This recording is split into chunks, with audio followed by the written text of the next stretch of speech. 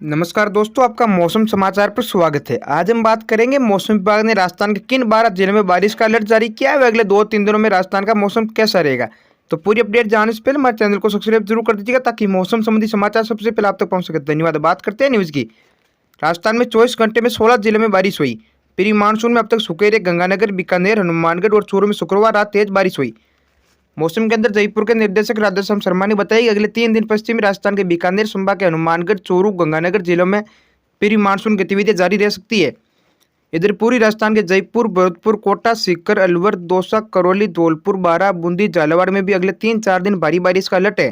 धन्यवाद।